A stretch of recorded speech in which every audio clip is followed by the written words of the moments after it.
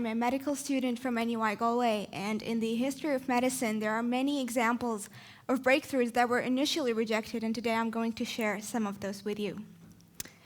Now, you probably don't remember the day you were born, but it's not showing. Incubators were everyone's very first cribs, and they were more common in Europe before physician Martin Cooney decided to introduce them to the United States, as there were high mortality rates among premature babies. And the reason why they were rejected at first because there was a lack of evidence to how successful they'd be in saving the babies' lives. However, Dr. Cooney insisted on giving them a chance and see how things will go, and it's been estimated that he saved about 8,000 children and treated 6,500 babies during his 4 decades. Now, in today's world, I cannot imagine a neonate care unit without incubators. This is an interesting one. Helicobacter pylori is the name of the bacterium that causes stomach ulcers or damage to the stomach wall.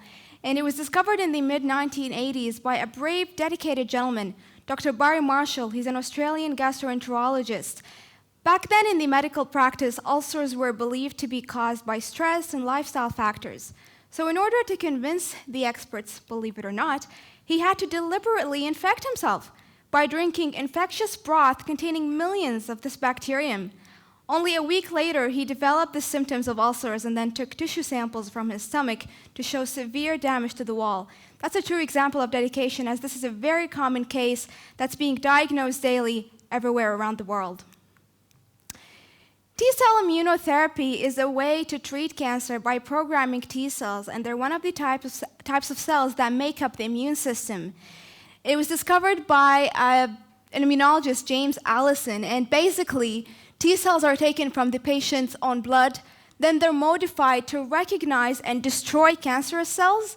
Then those modified T cells are grown in the lab to create a living drug that's infused back into the patient. Back then, the idea of the immune system playing any role in cancer was very odd and uncommon. People could not believe that a T cell will win the battle against cancer. However, fortunately, after several observations and trials, James Allison was finally able to get through with his discovery, and today, drugs of this mechanism are the most clinically and commercially successful drugs on the market. You often get comments like, you look like your father, or you have your mother's eyes or nose, and that didn't happen by chance. There's an explanation behind it. Gregor Mendel, also known as the father of genetics, experimented with pea plants between 1856 and 1863, and those experiments established many rules of inheritance, with the main one explaining that traits are divided according to percentages to the offspring, so it's not by chance that the first child gets the blue eyes and the third one doesn't. Now, his theories were rejected for 3 main reasons. The first one was the blending theory of inheritance, and it argued that traits are averaged together in the offsprings. So whatever the father and the mother have are combined together to give the same trait in all the children. Secondly, Gregor, in the expert's eyes, was seen as a simple man with a minimal amount of knowledge, and that was quite a challenging one to him. They say don't judge a book from its cover. Lastly, his theories combined 2 different disciplines that were seen as separate: botany, the study of biology of plants, with mathematics, and it didn't make sense to have them both in one experiment. Unfortunately, his theories were only accepted after he died, when a similar experiment was conducted, and it showed duplicated results in 19,000. Lastly, this is a very interesting one.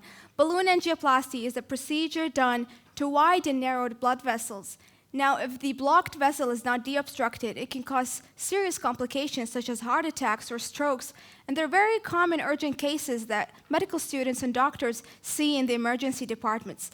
Basically, a collapsed balloon is passed into the narrowed location, then it's inflated, allowing the expansion of the blood vessel, and then it's deflated and withdrawn, and the stent is placed there to keep the vessel open, improving blood flow.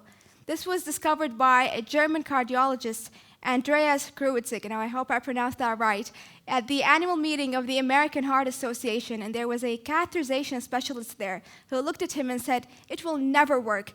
Now, you'd imagine with a feedback like that, someone would go home and just forget about the idea, but instead, Andreas was very focused and very insisting on improving it. One of his colleagues mentioned that I've never seen someone so focused on a project like that. The idea was consuming him all the time. 1 year later, he came back to present 4 of his successful angioplasties in humans at the American Heart Association, and all of his colleagues rose as one and gave him a big round of applause to appreciate his efforts.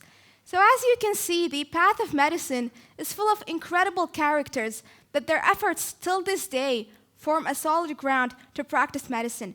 Now, I can only imagine how far we can go and how advanced medicine will be so that hopefully for every disease there will be a cure. Thank you very much.